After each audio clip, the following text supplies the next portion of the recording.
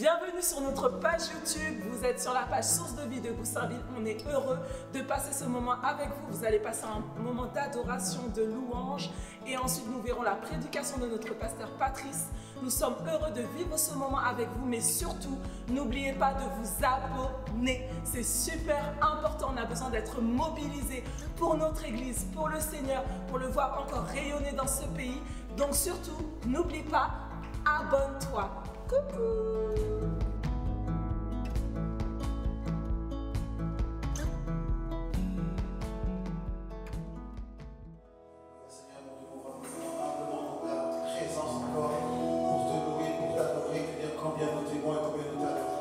Toi seul est le véritable Dieu, toi seul mérite la gloire et la louange.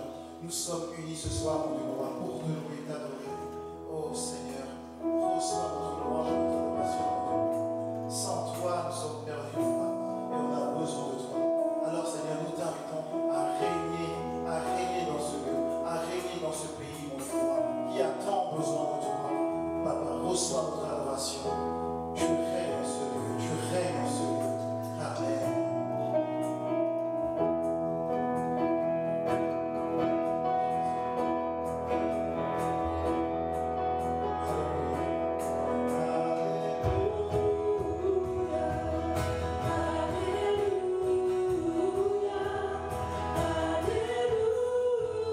Hallelujah.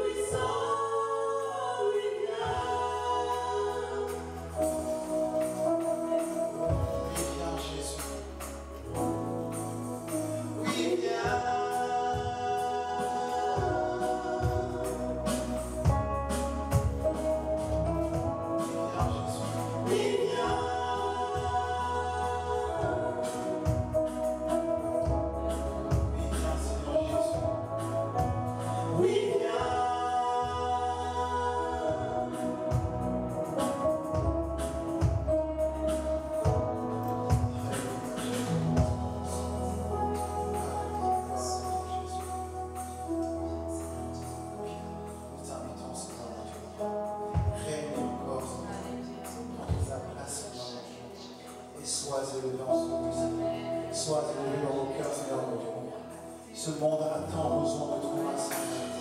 Peu importe les circonstances, peu importe les conditions de vie, peu importe, Seigneur, mon Dieu, ce qui se passe dans la vie actuellement, peu importe ce qu'on appelle virus, mon Dieu, ton nom est au-dessus de tout nom. Le nom de Jésus est le nom au-dessus de tout nom. Dans les cieux, sur la terre et sous les eaux, le nom de Jésus est au-dessus de tout nom. Alléluia, gloire et louange à toi, Seigneur. Sois élevé, Jésus. Sois élevé encore et encore et encore. Sois élevé, Jésus. Chantons louange à son nom, Jésus. Chantons louange à son nom. Louange à son nom. Le nom au-dessus de tout autre nom.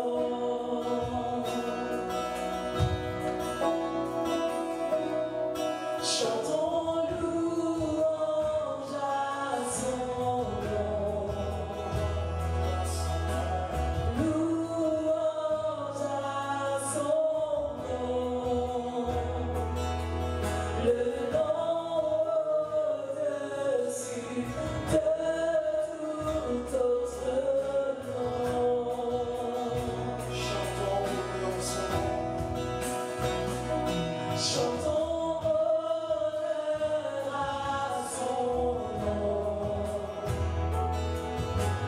Honneur à son nom. Le nom bien plus grand que tout autre nom. Chantons honneur à son nom. Chantons honneur à son nom. Honneur à son nom. Le nom bien plus grand que tout autre nom.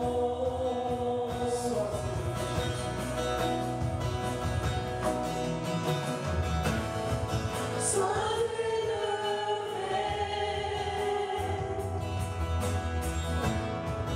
élevé plus haut. Sois élevé, élevé plus haut.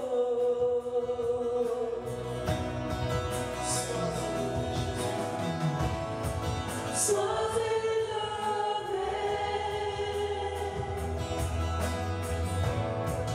élevé plus haut. Sois élevé, élevé plus haut. Chantons louange à son nom. Chantons louange à son nom. Louange à son nom. Le nom au-dessus de tout autre nom.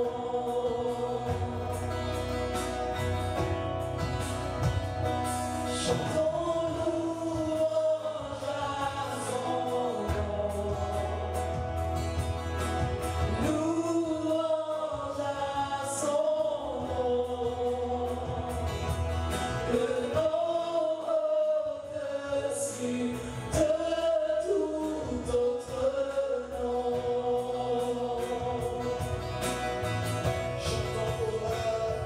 Chantons honneur à son nom. Honneur à son nom. Le nom bien plus grand que tout autre nom.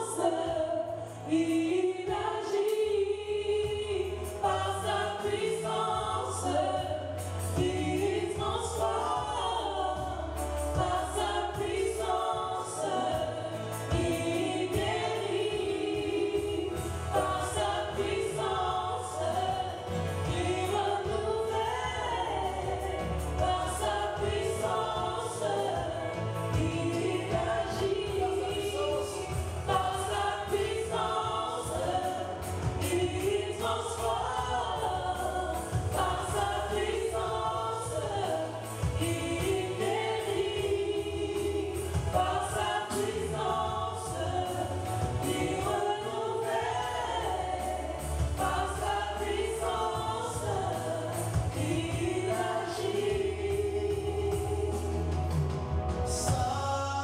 Saint-Esprit est là.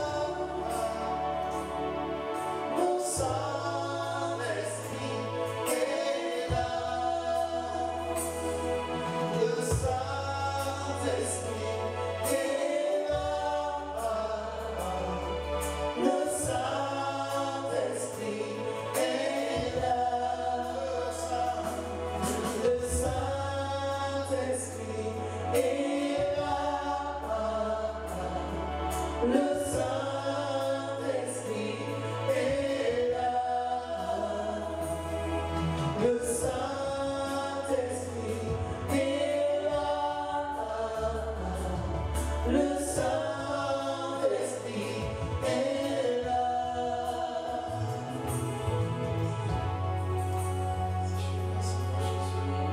Tu es là parmi nous présent. Tu es là, te bénissons. Nous t'adorons, Esprit en vérité, toi le seul vrai Dieu. Tu es là. Tu es la gloire. Alléluia. Saint-Esprit, tu es là. Et remplis-nous encore de ta présence. Tu es là.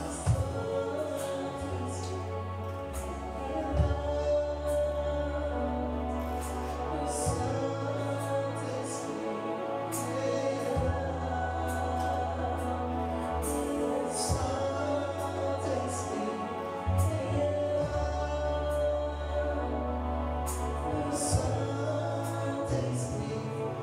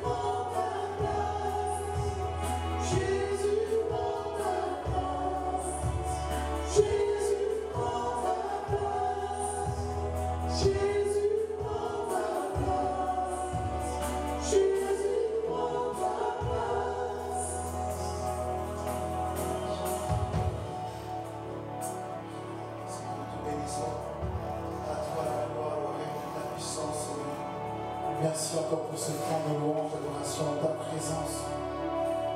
Nul n'est comme toi et nul ne sera comme toi, Seigneur. Tu es notre Dieu, notre roi. C'est toi et toi seul que nous désirons, Seigneur.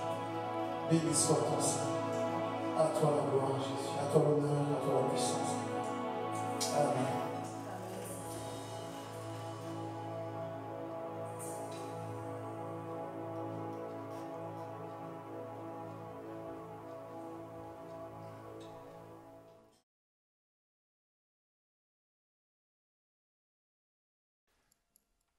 Bonjour à tous.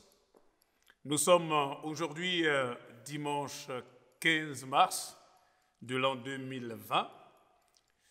C'est vrai qu'aujourd'hui nous sommes dans une situation assez particulière avec l'épidémie qui s'est transformée très rapidement en pandémie de coronavirus. C'est vrai que ça pose des questions diverses et en même temps aussi des doutes. Et puis, quelque part, c'est une situation qui nous bouscule dans nos retranchements et qui nous oblige à trouver, en tout cas, à rechercher, à trouver de nouveaux paradigmes, de nouveaux formats, en tout cas, pour pouvoir nous retrouver et continuer, malgré tout, à préserver la communion fraternelle de nos églises. Je voudrais saluer dans cette recherche de solutions l'ensemble de toutes les églises sources de vie, et particulièrement l'église de Sarcelles, qui, ensemble, nous conjuguons nos efforts afin que vraiment toutes les églises sources de vie puissent passer ce cap qui est quand même assez particulier. Pour ce qui concerne l'église de Goussainville, donc source de vie de Goussainville, ce que je voudrais donc préciser, c'est que à partir du lundi, donc jusqu'au dimanche, nous ferons un effort pour essayer de maintenir quand même un programme presque à l'identique de ce qu'on avait avant l'épidémie, à savoir que chaque matin, donc, il y aura à partir de 7 heures donc, l'émission d'une vidéo d'exhortation pour la journée. Bon, c'est quelque chose qui va durer, mettons, entre 5 et 10 minutes. Et voilà. Et puis le mardi, nous aurons à partir de 19 heures, donc 1 heure de prière, à partir de 19 heures jusqu'à 20 heures. On vous expliquera un peu plus en détail au fur et à mesure comment nous allons organiser des réunions de prière décentralisées de façon à faire prier donc chaque membre de l'Église et tous ceux qui veulent se joindre à nous aux 4 coins donc finalement de la région et pourquoi pas même du territoire. Donc voilà, et le vendredi, nous allons aussi conserver notre réunion d'études bibliques, 1 heure, de 20 heures, de 19 heures à 20 heures aussi. Nous sommes en train de prier et certainement que nous serons amenés à modifier nos différents formats pour les rendre encore plus attractifs. Et je pense que, comme j'étais en train de l'échanger avec quelques anciens et quelques frères, cette situation qui s'est présentée comme étant une crise va nous offrir quelque part quand même des opportunités qu'on n'a peut-être pas encore vues. Parce que nous voulons surfer donc sur cette situation-là pour malgré tout vraiment amener l'Église dans une autre dynamique, pourquoi pas même dans un temps de réveil sans précédent. Parce que là où le péché abonde, la grâce de Dieu surabonde. Voilà, on mettra régulièrement quelques informations, nos informations en tout cas les plus importantes, sur les réseaux sociaux, en particulier sur les groupes WhatsApp de Source de Vie de Goussainville, et puis sur la page YouTube de SDV Goussainville. Voilà, afin de pouvoir donc vous tenir informés régulièrement. Mais les réseaux sociaux, c'est une chose. Ce qu'il ne faut pas oublier, c'est que quelque part, nous ne pouvons pas rompre la communion fraternelle. Nous nous encourageons à nous appeler, à prendre des nouvelles, à prier avec les uns et les autres à distance, à nous tenir informés, parce que justement, cette épidémie-là, en gros, ce qu'elle cherche vraiment, c'est plutôt nous séparer, nous isoler. Mais même si physiquement nous sommes éparpillés, nous voulons être à distance quand même unis. Et ça, c'est un vrai défi que nous allons relever avec la grâce de Dieu. Amen. Voilà. Sans tarder, nous allons commencer donc le message de ce jour. Le titre que je propose, c'est « Reste avec nous car le jour est sur son déclin ».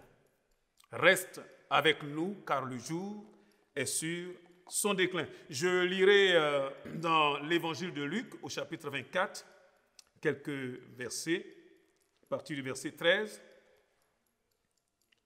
Et voici ce même jour, 2 disciples allaient à un village nommé Emmaüs, éloigné de Jérusalem de 60 stades.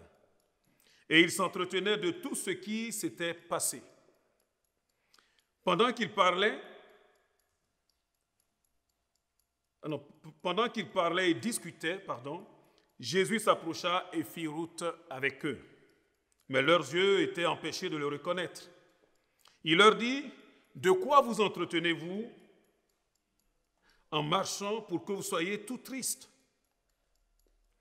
C'est un texte qui est assez riche et au travers duquel nous allons essayer de comprendre déjà ce qui peut se passer lorsque l'on fait face à l'incompréhension et au désespoir. Il y a comme ça des situations de la vie où on ne comprend plus, on ne sait plus ce qui se passe. Et même en tant que chrétiens, en tant que croyants, nous pouvons, si nous ne faisons pas attention, nous pouvons céder au désespoir. En tout cas, ce que je voudrais partager, c'est que nous pouvons effectivement nous relever, même si la situation est assez compliquée au départ. Ici, il est question de 2 disciples qui sont en train de partir de Jérusalem vers un bourg qui s'appelle Emmaüs. Emmaüs, ça signifie simplement les bains chauds. Alors, l'auteur Luc, il nous dit que c'est à peu près à quelques 60 stades de Jérusalem. 60 stades, c'est environ 12 kilomètres. Sachant qu'un stade, c'est de 185 mètres, donc c'est environ 12 kilomètres de Jérusalem. Et on les voit là, en train de sortir de Jérusalem pour aller vers Emmaüs. Un peu comme si ils voulaient fuir un peu tout ce qui s'est passé justement à Jérusalem. Qu'est-ce qui s'était passé à Jérusalem? Eh bien, il y a eu des événements tragiques. D'ailleurs, c'est un peu de quoi ils s'entretiennent. Leur maître, notre maître à nous aussi, Jésus, il a été finalement arrêté par les principaux sacrificateurs, les hommes religieux, qui l'ont livré pour qu'il soit crucifié. Et donc là, ils ont l'air tout tristes. C'est comme si le sol se dérobe complètement sous leurs pieds. Et là, ils sont là en train donc de s'entretenir autour de ces scènes tragiques et puis de la crucifixion du Seigneur. Et quelque part aussi, ils entendent des bruits qu'ils ne comprennent pas d'une éventuelle résurrection du Seigneur. Et ils se posent des questions. Pourquoi? Dans quel but? Comment? À tel point qu'ils ne se rendent même pas compte que pendant qu'ils sont en train de marcher, là, il y a quelqu'un qui commence à faire route avec eux. Il vient certainement par derrière et il marche avec eux. Mais la Bible nous dit, nous l'avons vu au verset 16, leurs yeux étaient comme empêchés de le reconnaître. Il y a comme si quelque chose qui les empêche de voir vraiment qui est cette personne. Parce que dans la réalité, on le verra plus tard, c'est le même Seigneur-là, ressuscité, qui est là, donc en train de marcher avec eux. Et on peut se poser plusieurs questions. Pourquoi est-ce qu'ils n'arrivent pas à le reconnaître? Enfin, il y a plusieurs solutions qui s'offrent à nous. Premièrement, quelques-uns ont dit c'est par manque de foi, parce qu'ils ne croyaient pas que Jésus pouvait ressusciter. C'était trop gros, quoi. Il y en a qui ont dit aussi que c'est vrai que Christ ressuscité, il avait quand même un changement très notable par rapport à son apparence. Par rapport à son apparence, et donc il n'était pas facilement identifiable.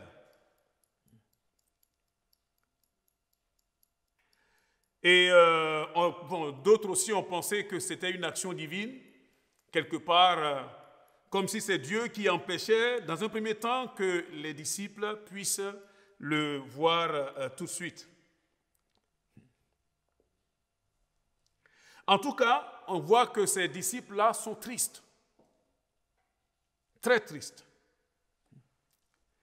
D'ailleurs, quand il s'adresse à cet étranger, il lui dit, mais es-tu le seul qui séjournant à Jérusalem ne sache pas tout ce qui s'est passé? Pour eux, c'est forcément un des pèlerins qui est venu justement pour fêter la Pâque juive à Jérusalem, qui est certainement en train de faire route avec eux. Vous voyez? Et ils sont là dans dans leur tête, dans leur cœur, il y a beaucoup de questions comme ça qui émergent. Jésus va leur poser des questions dans le but justement qu'ils expriment ce qui vraiment les rend si tristes. Alors, avant de faire un peu le parallèle par rapport à ce qu'on est en train de vivre, voyons quelques points du test. Il nous dit ceci au verset 19. Il lui répondit au sujet de Jésus de Nazareth, qui était un prophète puissant en œuvre et en parole devant Dieu et devant tout le peuple. Il voyait Jésus comme étant un prophète puissant en parole et en œuvre. Quelqu'un qui était estimé de tout le peuple. Mais c'est le contraste qu'ils ne comprennent pas. Comment cet homme-là, si puissant, il a été donc condamné à mort et crucifié. C'est vraiment toute une batterie d'incompréhension et de source de tristesse. Et il disait qu'ils espéraient que c'est lui qui allait libérer Israël. Là déjà, on commence à voir se poindre quand même quelques divergences par rapport justement à la vision, à l'orientation qu'ils avaient dans leur pensée. Pour eux, Jésus, notre Maître, notre Seigneur, c'était quelqu'un qui venait donc là comme un libérateur politique qui allait bouter dehors toute la domination romaine. C'est vraiment de la méconnaissance de la volonté parfaite du Seigneur. Et on peut comprendre que souvent ce qui nous fait souffrir, souvent ce qui peut nous rendre tristes, souvent ce qui peut quelque part nous pousser dans des incompréhensions, c'est parce que nous ne connaissons pas ou nous ne connaissons pas parfaitement la volonté du Seigneur. Autre chose, il nous dit, ça fait déjà 3 jours que ça dure. Le temps qui passe. Le temps qui passe, parfois, peut avoir raison de nous. Donc, nous devons faire attention. Ils disent déjà 3 jours. Déjà 3 jours. Et puis, il y a quelque chose qui a presque fini de les agacer. C'est le témoignage que donc, les femmes ont apporté. Parce que des femmes sont allées au sépulcre, au tombeau. Et elles ont dit comme ça qu'elles ont eu une apparition d'ange. Et que les anges ont dit, il n'est pas ici. Jésus est ressuscité. Et pour eux, mais ils ne comprennent pas. Ce n'est pas possible. Ce n'est pas possible. Le doute atteint son paroxysme quand, au verset 24, on voit que quelques apôtres même vont courir pour aller justement vérifier ce que les femmes ont vu. Et ils vont arriver au même résultat, c'est qu'effectivement, ils ont trouvé le sépulcre, le tombeau vide, mais eux ils disent, mais lui-même, Jésus, ils ne l'ont pas vu. Pour eux, ils étaient tellement découragés, tellement à plat, qu'ils ne se rendent même pas compte qu'en fait, ils sont en train de réaliser aussi que Jésus est vraiment ressuscité. Pour eux, à partir du moment où ils ne l'ont pas vu avec leurs yeux, eh bien, ce n'est pas digne de confiance. Regardons un peu les reproches que Jésus va leur faire à partir du verset 25.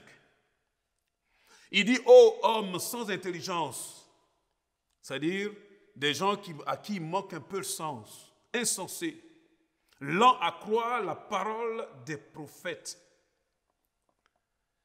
Et il va même quelque part toucher un peu l'obscurcissement,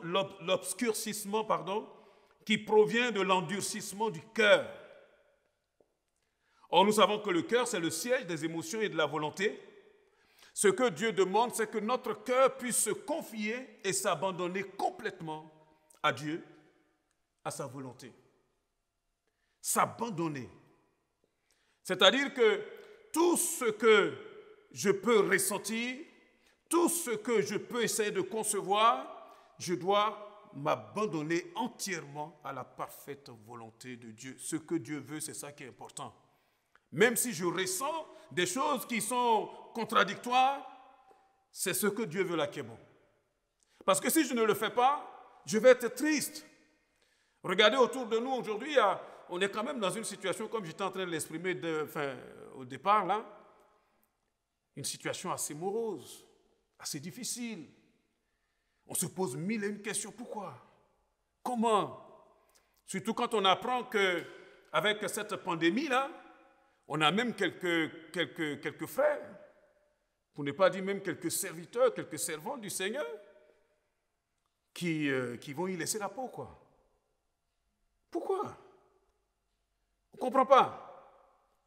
Et parce qu'on ne comprend pas, parfois, si on ne fait pas attention, justement, on risque d'être en train de sortir de Jérusalem pour aller tout triste vers peut-être quelques bains chauds, quelques Emmaüs quelque part. Parce qu'on a du mal à comprendre. Mais ce qu'ils n'avaient pas compris, justement, c'est qu'avant d'arriver à la gloire, il fallait absolument que le Christ passe par la souffrance. Et quelle souffrance! Qu'ils connaissent même la mort et la mort de la croix. Il fallait qu'ils payent le prix, afin que vous et moi, nous soyons sauvés. Il le fallait. Mais vous voyez, au niveau des émotions, au niveau des sentiments, c'est difficile. On veut le retenir.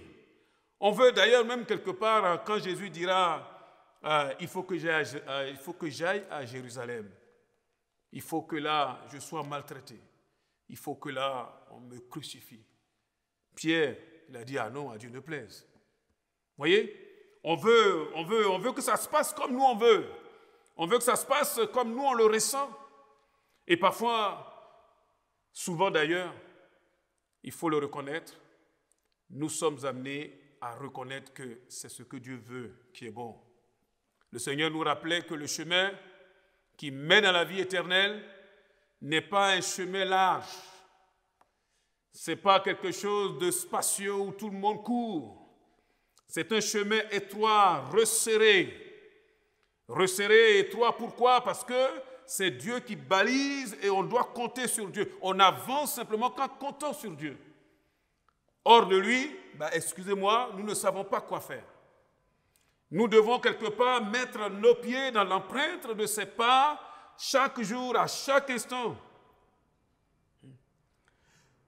Et donc, chercher toujours quelle est la volonté de Dieu. C'est ça le plus important. Donc, si quelques-uns d'entre nous sont en train de traverser des pourquoi, des comment, je voudrais vraiment nous encourager à revenir vraiment à l'essentiel. Seigneur, qu'est-ce que toi tu veux? Que veux-tu, Seigneur? Parle-nous, Seigneur. Révèle ton cœur à ton peuple, afin qu'au travers de cette situation-là, nous soyons encouragés et fortifiés pour continuer la marche. Et à partir du verset 27, la Bible dit que, et commençant par Moïse et par tous les prophètes, il leur expliqua dans toutes les Écritures ce qui le concernait. Donc le Seigneur va commencer à utiliser comme ça la parole de Dieu, donc de l'Ancien Testament, et il va donc expliquer les raisons pour lesquelles il fallait qu'il souffre, et que d'ailleurs dans les prophéties bibliques, il était question effectivement qu'il passe par la croix. N'en déplaise à ceux qui sont là et qui disent non, mais il fallait qu'il passe par la croix. Et nous devons accepter la pensée de Dieu, la volonté de Dieu. On se rend compte que c'est au fur et à mesure que nous commençons à acquérir la lumière, à recevoir la lumière de la parole de Dieu, et c'est seulement à cette condition-là que nos doutes, nos tristesses, nos questions et tout le reste là commencent à s'estomper.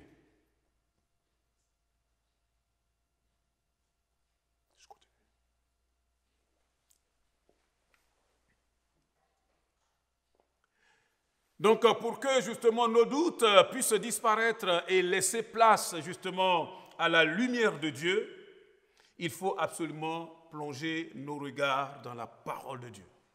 Et c'est ce que Jésus va faire. Commencer à apporter la parole. Et c'est la parole qui commence à nous fortifier, à nous faire du bien. Je crois que dans ces temps difficiles que nous sommes en train de traverser dans le monde entier, et en particulier ici donc dans nos églises de la région, la chose essentielle, c'est de recourir à la parole de Dieu, de revenir à la parole du Seigneur, de revenir à la communion intime avec le Maître.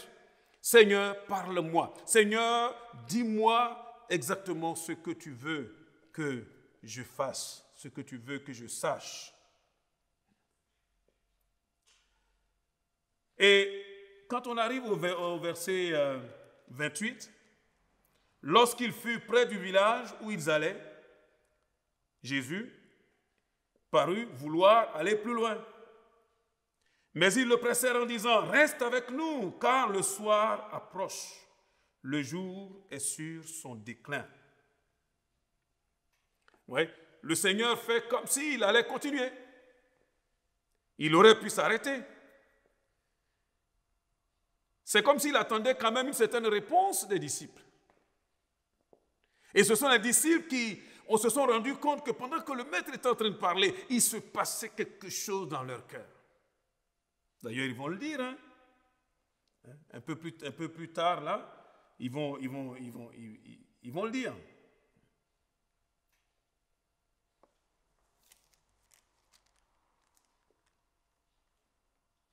Au verset 32, ils disent par exemple, « Notre cœur ne brûlait-il pas au-dedans de nous lorsqu'il nous expliquait les Écritures?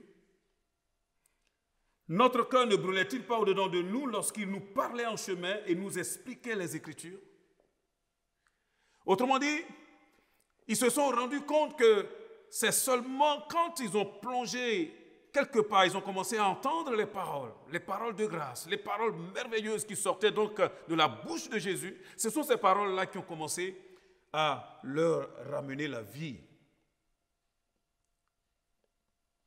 Un cœur brûlant. Je crois que ce dont on a besoin aujourd'hui, c'est d'être ranimé vraiment dans la vie de l'esprit. Brûlant pour Dieu. Il n'y a que le Saint-Esprit qui peut vraiment nous aider à maintenir encore cette communion intime avec le Maître afin de ne pas nous laisser décourager et abattus. Et il nous a dit que quand il est rentré donc chez eux, il a commencé à rompre le pain. Là, les yeux se sont ouverts et le Maître a disparu. Comme si c'était une façon de dire, maintenant là, on ne peut plus saisir le Maître. Maintenant là, on ne peut plus lui dire, tu restes avec nous, mais ça sera une communion en esprit. Car les vrais adorateurs l'adoreront maintenant en esprit et en vérité.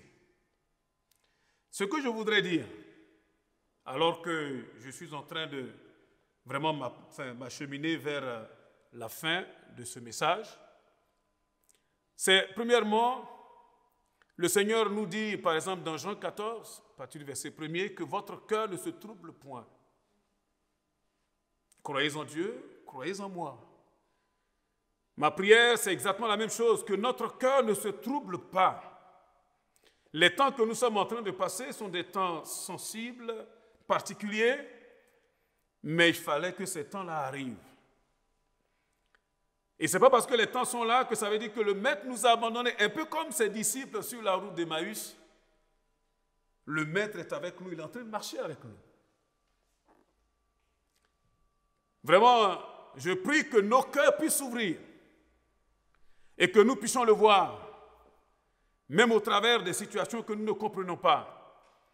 Que nous puissions le voir, que nous puissions vraiment puiser en lui notre force. Même si devant il y a parfois beaucoup de nuages, mais que nous puissions réaliser que le Maître ne pourra jamais nous abandonner. Il dit, je suis avec vous tous les jours jusqu'à la fin de ce monde.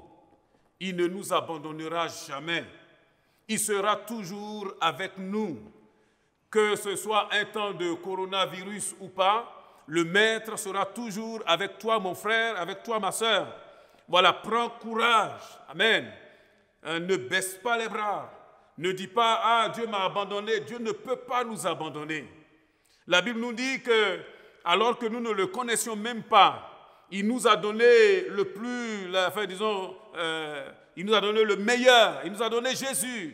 Alors que nous étions encore des pécheurs, Christ est mort pour nous. À combien plus forte raison maintenant que nous sommes devenus ses enfants? Restons focalisés sur le Seigneur. Mettons en lui notre confiance. Vraiment, appuyons-nous sur sa parole, au lieu de nous laisser perturber par ce qu'on entend de gauche et de droite. Et puis, vivons dans cette communion de l'Esprit. Amen. Moi, je crois que c'est ça qui pourra vraiment nous aider. C'est la parole et l'Esprit qui pourront vraiment nous garder nos pensées en Christ. Donc, continuons à méditer sa parole. Continuons à chercher sa face. Continuons vraiment à vivre de son esprit. Parce qu'il n'y a que ça pour chasser cette morosité, pour chasser les tristesses, les doutes, les incompréhensions. Et avec les disciples, nous voulons aussi dire, comme je l'ai intitulé, « Reste avec nous, car le jour est sur son déclin. » Nous savons que nous tendons vers la fin de toutes choses, mes chers frères et sœurs. Eh oui, parce que le ciel d'à présent, d'après la parole de Dieu, est réservé pour le feu.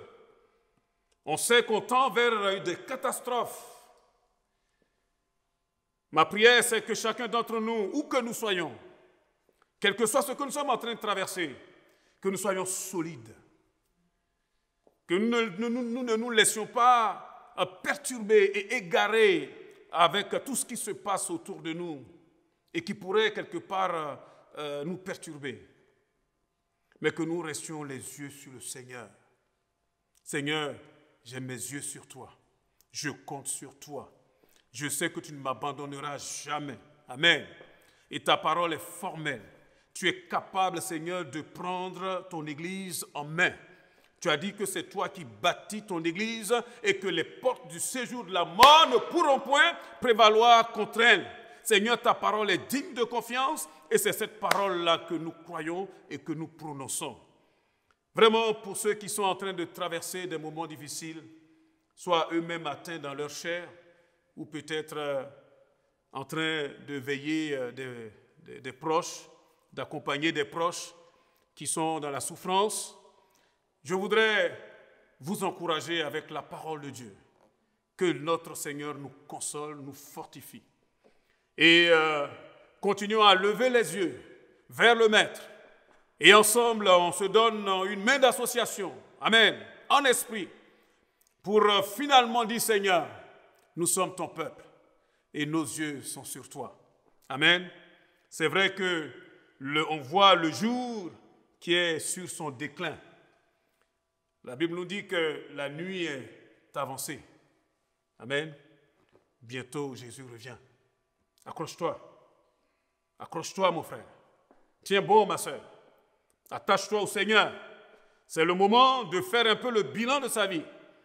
Et de dire, Seigneur, aide-moi à enlever toutes les futilités, tout ce qui serait là de nature à pouvoir m'attrister. Parfois, on est triste comme si Dieu nous devait quelque chose, comme si le Seigneur nous devait quelque chose, et comme si quelque part il nous a trahis. Le Seigneur, tout ce qu'il a fait, c'est par grâce. Nous étions perdus, nous étions complètement égarés. Chacun allait son chemin là, on allait tout droit en enfer. Et c'est par grâce, la Bible nous dit que Dieu a tant aimé le monde qu'il a donné Jésus afin que quiconque croit en lui ne périsse point, mais qu'il ait la vie éternelle. Et nous l'avons, mes frères et sœurs. Amen. Et nous l'avons. Et donc cette vie-là, nous voulons la conserver, la garder précieusement, et quel que soit tout ce que nous sommes en train de traverser. Et le Seigneur est tout puissant pour nous garder. Amen. Voilà, je vous encourage à tenir bon. Ensemble, nous traverserons cette bourrasque et nous allons glorifier le Seigneur au nom de Jésus. Amen. Nous allons prier. Seigneur, c'est dans le nom de Jésus que je voudrais vraiment, mon Dieu, te confier ton Église. Seigneur, répandu, mon Dieu, sur la face de cette planète. Seigneur, tu vois tout ce qui est en train, mon Dieu, de nous assaillir. Nous nous rendons compte de combien nous sommes fragiles, vraiment. Combien, Seigneur, par nous-mêmes, nous sommes, mon Dieu, tellement fragiles. Seigneur, des choses, mon Dieu, Seigneur, que nous n'arrivons même pas à voir avec nos yeux et qui sont en train, littéralement, de paralyser toute cette planète. Seigneur, et nous sommes là complètement vaincus avec toute notre technologie, avec toute notre connaissance. Nous nous rendons compte que sans toi, nous sommes vraiment malheureux, misérables, aveugles, pauvres et nus. Seigneur, nous avons besoin de toi et nous te bénissons parce qu'un jour, Seigneur, mon Dieu, tu nous as trouvés et tu nous as sauvés, tu nous as saisis, Seigneur. Oh Dieu, sois béni. Merci pour ta main sur ton peuple, Seigneur. Mon Dieu, sur ceux qui souffrent, nous prions, mon Dieu, que, Seigneur, au nom de Jésus, Seigneur, par la puissance de la résurrection, il se relève, Seigneur, et que cette chose-là, mon Dieu, quitte les corps, au nom de Jésus-Christ. Seigneur, nous te prions, mon Dieu, pour ceux, Seigneur, qui certainement sont dans la souffrance. Seigneur, que ta grâce, mon Dieu, soit sur eux. Oh Dieu, ceux qui luttent, Seigneur, mon Dieu, actuellement, quelque part, peut-être dans les hôpitaux. Seigneur, que ta grâce soit sur, mon Dieu, ton peuple et sur, mon Dieu, nos concitoyens qui ne savent même plus, Seigneur, où tourner, mon Dieu, la tête. Seigneur, donne-nous d'apporter, mon Dieu, l'évangile de l'espérance au nom de Jésus. L'évangile du salut, Seigneur. Oh Dieu, tu dis que quiconque, Seigneur, invoquera le nom du Seigneur, il sera sauvé. Qu'au travers de cette situation difficile, Seigneur, ce monde puisse tourner les yeux vers celui que nous avons percé et celui qui est mort et ressuscité pour nous justifier, nous sauver. Amen. Que Dieu vous bénisse. Gloire à Dieu.